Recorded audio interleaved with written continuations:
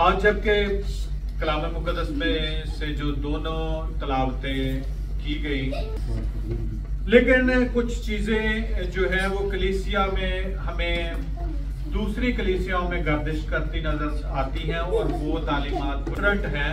और उनमें ये बताया जाता है कि रूहुल कुद्स का नज़ूल जो है सिर्फ ईद पेंतिकोस्त पर हुआ, और उसके साथ कुछ लोग ये दावा भी करते हैं कि गैर जुबानों का बोलना ही जो है वो रूहुल कुद्स है। लेकिन हम अगर कलाम मुकद्दस में देखें तो रूहुल कुद्स के बारे में हमें पुराने अहदनामे में भी मिलता है। अगर हम पुराने अहदनामा में देखें तो वहां पर लिखा है कि खुदा की रूह जो है वो पानियों पर जुम्बश करती थी, और जब इंसान की तख्लीक का वक्त आया तो वहां पर लिखा कि आओ हम इंसान को अपनी सूरत और अपनी शबीह पर बनाएं। तो वहां पर भी हमें खुदा के तीनों अकानीम जो है, खुदा बाप, खुदा बेटा और खुदा रूहुल कुद्स जो है वो काम करता हुआ नजर आता है। और उसके अलावा अगर हम देखें सिर्फ मैं ये बताना चाहता हूं कि रूहुल कुद्स का नज़ूल नए अहदनामा में नहीं हुआ। रूहुल कुद्स जो है वो इब्तदा ही से ही काम करता हुआ हमें नजर आता है। और यहाँ पर ईद पेंतिकोस्त पर जब रूहुल कुद्स का नज़ूल हुआ तो वो एक खास मकसद के तौर पर था, जो मैं आगे चलकर आपको बताऊंगा। तो आगे चलकर हम देखते हैं कि दाऊद नबी कहता है कि मेरे खुदावंद ने कहा कि मेरी दाहिनी तरफ बैठ। वहां पर वो ये बयान करता है कि मेरे खुदावंद ने मेरे खुदा से कहा कि मेरी दाहिनी तरफ बैठ। तो वहां पर भी यीशु मसीह तो वहां पर मौजूद नहीं थे, लेकिन मुकद्दस दाऊद नबी जो है वो रूहुल कुद्स के तहरीक से, खुदा के इल्हाम के वसीला से इस बात को बयान करता है। और यीशु मसीह के बारे में जितनी भी पेशन गोइयां पुराने अहदनामे में हुई हैं वो जो है खुदा का इल्हाम, खुदा की वही, खुदा का मुकाशवा था, जो यीशु मसीह के बारे में नबियों ने अपने सहाइफ में और अंबिया ने जो है जिनका जिक्र किया कि एक शख्स जो है वो आने वाला है। तो रूहुल कुद्स का नज़ूल हम देखते हैं कि ईद पेंतिकोस्त को जो है वो ईस्टर से, यानी फसा की ईद, जैसे हमने मुबारक जुमा मनाया उससे पहले फसा की ईद मनाते हैं। उस फसा की ईद जो यहूदियों की ईद थी, उस फसा की ईद से लेकर ईद पेंतिकोस्त तक 50 दिन गिनकर ये जो है वो त्यौहार रखा जाता है। ईद फसा के बाद जब 50 डेज गुजर जाते हैं तब ईद पेंतिकोस्त का दिन आता है। और ईद पेंतिकोस्त का दिन जो है वो यहूदियों के नजदीक दो बड़ी अहमियत रखता है। पहली कि ये फसल की, जौ की फसल की कटाई का दिन था, जिसमें वो सब इसकी सेलिब्रेशन करते थे, जिसको ईद पेंतिकोस्त का दिन कहा जाता है। और उसके अलावा ईद पेंतिकोस्त का दिन जो है वो एक और एतबार से भी बड़ी अहमियत का हामिल है यहूदियों के नजदीक, और वो है कि जो शरीयत खुदा ने मूसा को अता की थी जैतून के जो पहाड़ है उसके नजदीक यरूशलेम में, जो यहूदी है वो इकट्ठा होते थे यरूशलेम में, और उस बात को याद करते थे कि खुदा ने हमें शरीयत अता की है। तो ये शरीयत की यादगारी को मनाने की भी ईद जो है वो पेंतिकोस्त थी। और अगर हम ईमाल की किताब में देखें, अगर आपके पास बाइबल मुकद्दस है तो हम ईमाल की किताब में जाएं और वहां पर पहाड़ से जो जैतून का कहलाता है और यरूशलेम का नजदीक सबत की मंजिल के फासला पर है, यरूशलेम को फिरे जब उनमें दाखिल हुए तो उस बाला खाना पर चढ़े जिसमें वो यानी पतरस, याकूब, यूहन्ना और इंद्रियास, फिलिपस, तुमा, बर्तलमई, मत्ती और हल्फई का बेटा याकूब और शमौन ज़ेलोतीस और याकूब का बेटा यहूदा थे। ये सब के सब चंद औरतों और यीशु की मां मरियम और उसके भाइयों के साथ एक दिल होकर दुआ में मशगूल रहे। जैसे ही खुदा यीशु मसीह आसमान पर उठाए गए, खुदा यीशु मसीह के आसमान पर उठाए जाने के बाद अब ये शागिर्द, खुदा यीशु मसीह के 12 शागिर्दों का जिक्र किया गया है, चंद औरतों का जिक्र किया गया है, उसमें मुकद्दसा मरियम का जिक्र किया गया है। ये नजरिया पाया जाता है, लोग कहते हैं जी यरूशलेम में, चूंकि वहां सारी दुनिया से, उस वक्त की जो दुनिया थी, जब ईद पेंतिकोस्त का दिन होता था, तमाम यहूदी एक जगह पर यानी यरूशलेम में इकट्ठे होते थे, गिरदोनवा से वहां पर आकर एक जगह जमा होते थे। लेकिन यीशु मसीह के शागिर्द मुकद्दसा मरियम और यहाँ चंद औरतों का जिक्र और उसके साथ 120 भाइयों की जमात का भी जिक्र है। अगर आगे चलकर हम पढ़ें तो लिखा है, उन्हीं दिनों पतरस भाइयों में से जो तकरीबन 120 शख्सों की जमात था खड़ा होकर कहने लगा। तो वहां पर यीशु मसीह के 120 शागिर्द वहां पर मौजूद थे, यीशु मसीह के 12 शागिर्द मौजूद थे। उस कमरे में, उस बाला खाना में जहां पर वो दुआ कर रहे थे, वहां पर रूहुल कुद्स का नज़ूल बड़े जोर के साथ हुआ, क्योंकि उसका वादा खुदा यीशु मसीह ने पहले किया था। इसका ये मतलब नहीं कि रूहुल कुद्स पहले से मौजूद नहीं था और वो बाद में नाजिल हुआ है। रूहुल कुद्स शुरू से ही काम करता हुआ आया है, लेकिन वो बात जो खुदा यीशु मसीह ने कहा था कि मैं मददगार के तौर पर रूहुल कुद्स में तुम्हें देता हूं और मैं जाता हूं ताकि तुम्हारे लिए दूसरा मददगार भेजूं, यानी रूहुल कुद्स। और रूहुल कुद्स के बारे में हम यहाँ पर देखते हैं कि जब वो दुआ कर रहे थे तो रूहुल कुद्स वहां पर नाजिल हुआ। तो वहां पर रूहुल कुद्स ने एक काम किया है कि लोगों, वहां पर जो 120 की जमात है और शागिर्द हैं और मुकद्दसा मरियम है, वहां पर दूसरी औरतें हैं, सिर्फ उन पर गैर जुबानों का नज़ूल हुआ। जब वहां पर रूहुल कुद्स नाजिल हुआ तो उन्हें आसमान से फटते हुए शोला की सी आवाजें सुनाई दी जो उन पर आ ठहरी और वो सब गैर जुबाने बोलने लगे। लेकिन जो बाहर के यहूदी वहां पर उस वक्त इकट्ठे हुए थे, बहुत सारे यहूदी जो दूसरी तरफ से वहां पर आए हुए थे, उन्होंने वहां पर जो है वो मजाक उड़ाया। वहां पर उन्होंने इस बात को कहा कि ये तो सब शायद ताजा मैं के नशे में है।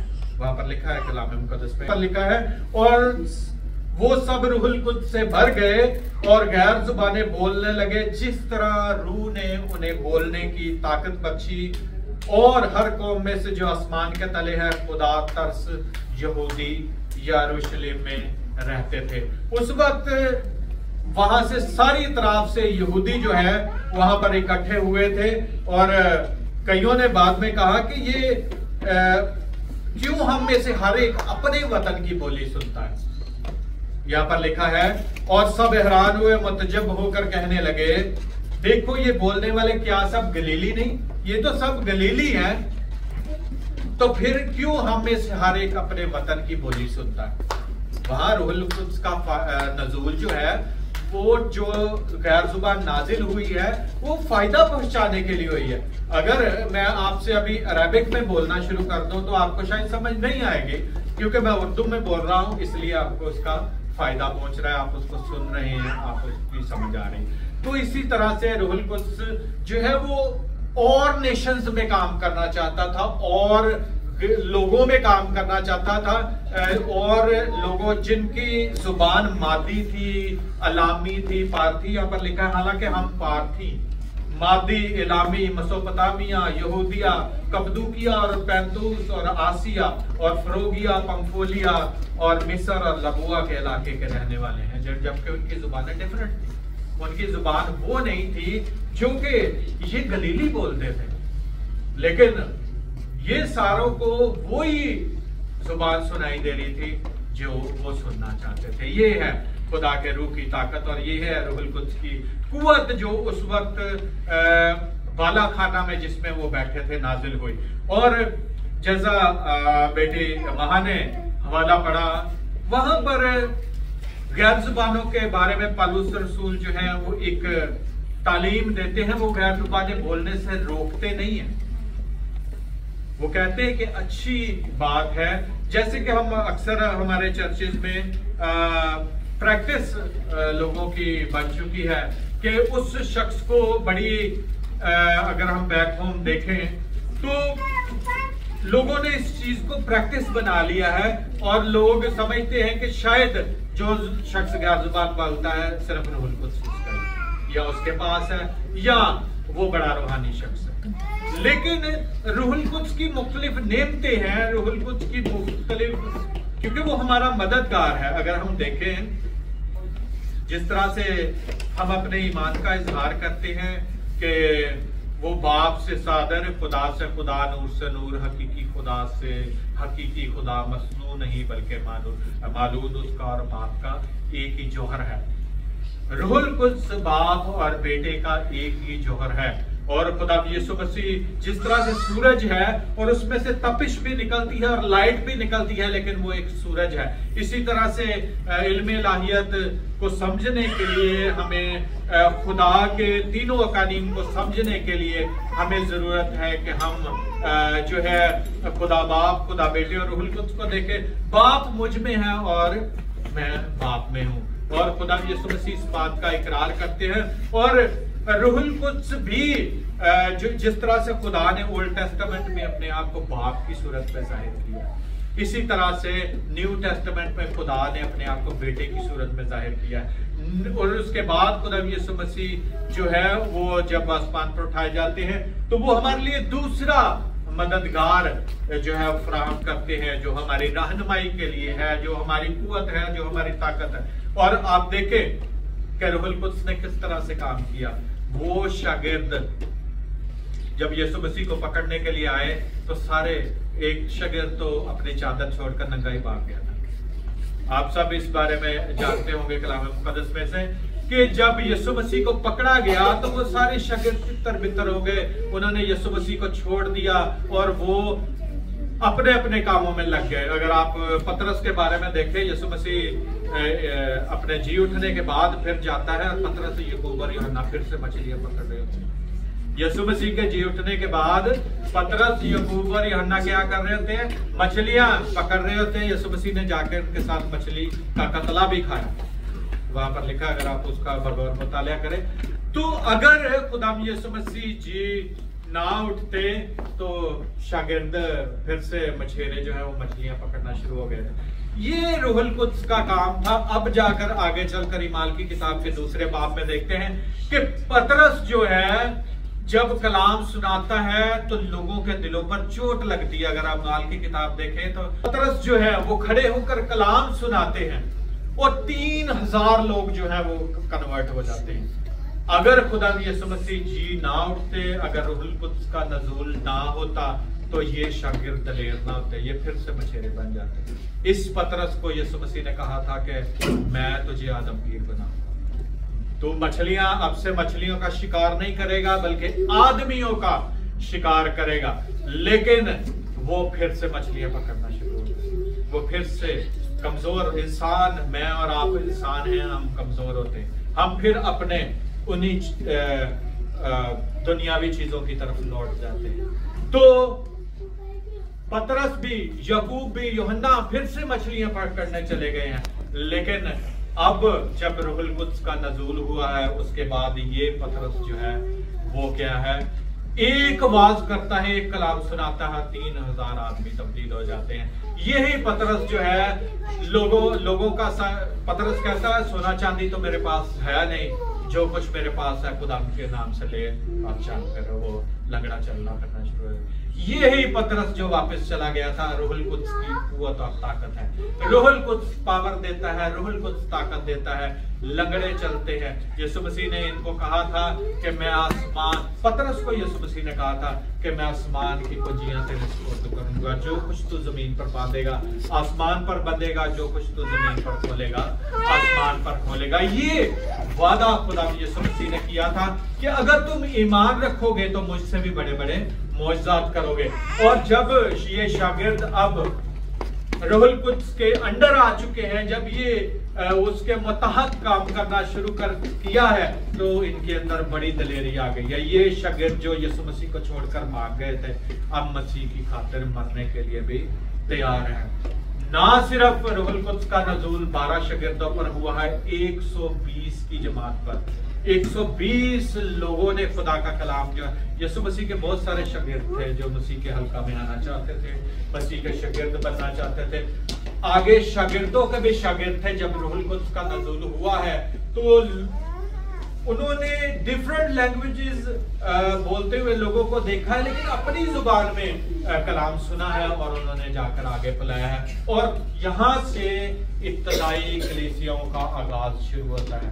यहूदियों के डर से शागिर्द दरवाजे बंद करके बैठ गए थे। तो यहाँ पर जब रूहुल कुद्स का नज़ूल होता है तो वहां पर गैर जुबानों का, मैं आज आपको ये आखिर में ये बताना चाहता कि खुदा का पाक कलाम हमें ये बताता है। आप कई लोग ये सोचते हैं कि शायद मुझ पर गैर जुबान नहीं नाजिल होती तो मैं ईमानदार नहीं हूँ, मैं रूहानी नहीं हूँ, मैं शायद खुदा के साथ ठीक पर तौर पे नहीं चलता। लेकिन याद रखें कि गैर जुबान बोलना रूहुल कुद्स की सिर्फ एक नेमत है।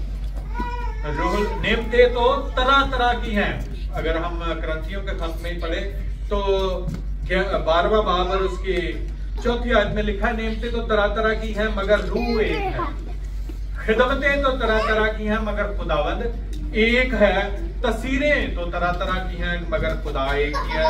और सबको हर तरह का असर पैदा करता है, लेकिन हर शख्स में रूह का ज़हूर जो है फायदा पहुंचाने के लिए होता है, फायदा देने के लिए होता है। और पौलुस रसूल जो है वो 13वें बाब में, करंथियों का पहला खत उसका 13वां बाब जो बेटी ने पढ़ा, उसमें लिखा है जो बेगाना जुबान में बात करता है वो आदमियों से बात नहीं करता बल्कि खुदा से, इसलिए कि उसकी कोई नहीं समझता, हालांकि वो अपने रूह के वसीला से भेद की बातें करता है। जो गैर जुबान में बात करता है वो आदमियों से बातें नहीं करता, वो खुदा से बात करता है। ये खुदा और इंसान का ताल्लुक है गैर जुबान बोलना। जब आप प्रेयर कर रहे होते हैं, आप पर गैर जुबान का नज़ूल होता है, तो ये खुदा और आपका ताल्लुक है, खुदा और आपका रिश्ता है। और वहां पर लिखा है, मुकद्दस पौलुस रसूल कहते हैं, अगर गैर जुबाने बोलने वाला कलीसिया की तरक्की के लिए तर्जमा ना करे तो नबूवत करने वाला उससे बड़ा है। नबूवत का मतलब है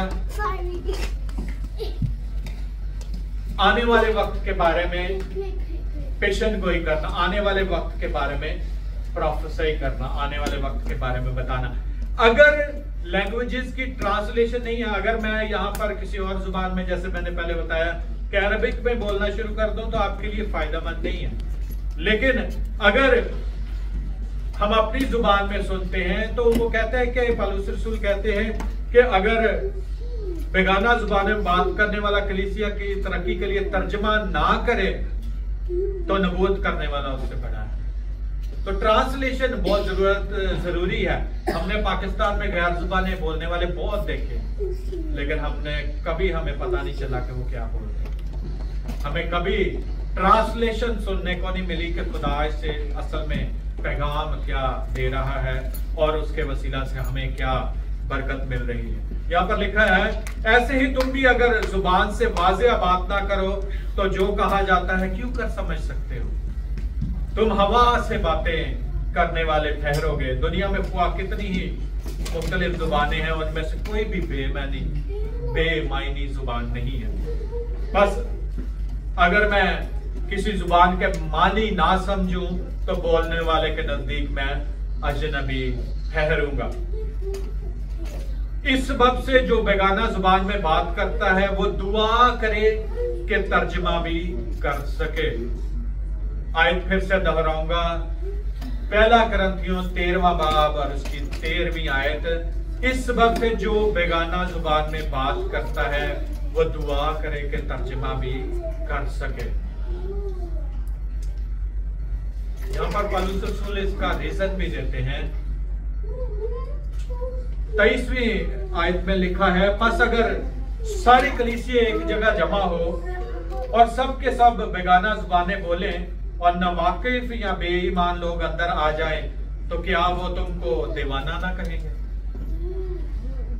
अगर उन्हें किसी बात की समझ नहीं लगती, ये वही बात है जो इमाल की किताब में कही गई थी कि लोगों ने कहा आकर के ये तो ताज़ा बह के नशे। तब भी ये बात कही गई इमाल की किताब में, जब ईमानदारों की जमात पर रूहुल कुद्स का नज़ूल हुआ, तब भी उन्होंने यही कहा कि क्या ये तो ताज़ा मैं के नशे में है। यहाँ पर भी पालूस रसूल बाद में कन्वर्ट हुए हैं, इस बात को याद रखें। जब खुदा यीशु मसीह, जब खुदा का जलाल आश्कार हुआ दमिश्क की राह पर, उस पर और उसकी जिंदगी तब्दील हो गई। इसकी जिंदगी भी तब्दील करने वाला रूहुल कुद्स है मुकद्दस पालूस रसूल का।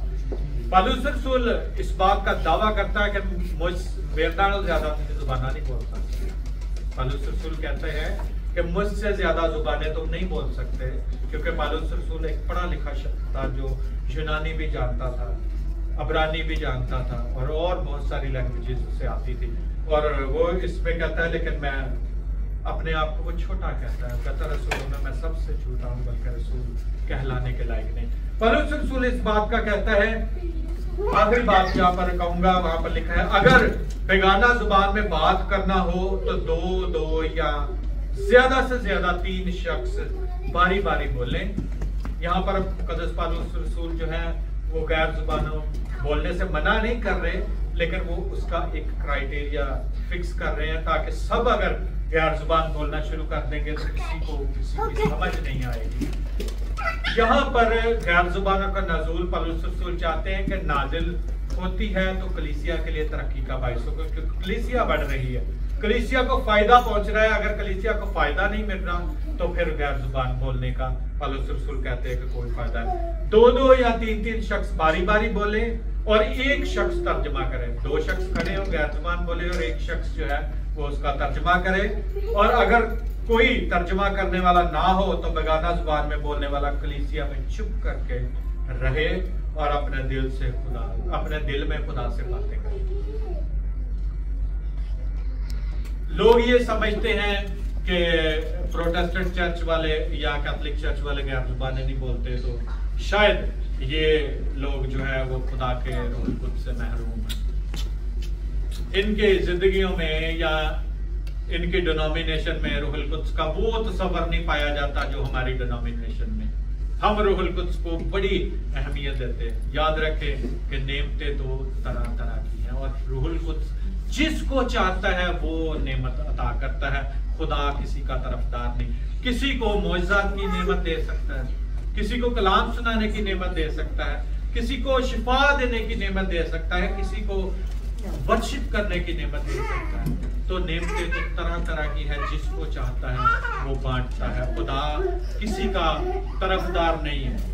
और आज खुदा का शुक्र अदा करते हैं कि हम में से बहुत सारे लोग यहाँ पर बैठे हुए जिनको खुदा ने डिफरेंट नेमतें रूहुल कुद्स जिनने आपको अता की हुई है, आप अपनी अच्छी नेमतों का इस्तेमाल जो है खुदा के जलाल के लिए और उसके नाम को तरक्की देने के लिए इस्तेमाल करें। और जिस तरह से खुदा यीशु मसीह ने कहा कि जिस तरह बाप ने मुझे भेजा मैं भी तुम्हें भेजता हूँ, ना सिर्फ शागिर्दों को, तमाम वो लोग जो खुदा यीशु मसीह पर ईमान रखते हैं, खुदा की कलीसिया है, उन पर ये आयद आता है कि हम उसके नाम को इज्जत और जलाल दें, उसकी मुनादी करें, जिस हद तक मुमकिन हो सके हम उसके नाम को इज्जत और जलाल दें। और खुदा यीशु मसीह ने इसको बढ़ा दिया। खुदा यीशु मसीह ने कहा सामरिया में, यहूदिया में दुनिया की किताब, पहले ओशवा में, फिर ओंटारियो में, फिर all over the world, international. तो खुदा कहता है, खुदा यीशु मसीह ने कहा कि हम सब पर ये जिम्मेदारी आयद है कि हम खुदा के नाम को दे। आइए हम अपने सरों को झुकाएं और दुआ करें। खुदा तेरा शुक्र अदा करते हैं कि खुदा तूने हमें मददगार फराहम किया। तेरा पाक रूह हमें सिखाता है, हमारा मददगार है, हमें समझाता है। जिंदगी के किसी भी मोड़ पर जब हम लड़खड़ा जाते हैं, गिर जाते हैं, तो हमें संभालता है। और खुदा तेरा पाक रूह हमें कुव्वत देता है, हमें हिम्मत देता है, हमें ताकत देता है। जिस तरह खुदावंद तेरे शागिर्दों को कुव्वत दी और वो इस हद तक खुदावंद गए कि वो जान देने तक वफादार रहे। खुदा हम तेरा शुक्र अदा करते हैं तेरे पाक रूह के लिए, जो हमारी जिंदगियों में बरकत का बाइस है, जो हमें हर पल हर लम्हा संभाले रखता है। खुदावंद तो अपने पाक रूह को कसरत के साथ खुदा हमारी कलीसिया में काम करते ताकि खुदावंद हमारी कलीसिया बढ़े, तरक्की करे और तेरे नाम को इज्जत और जलाल दे। खुदा दुआ सुनो, कबूल कर, मसीह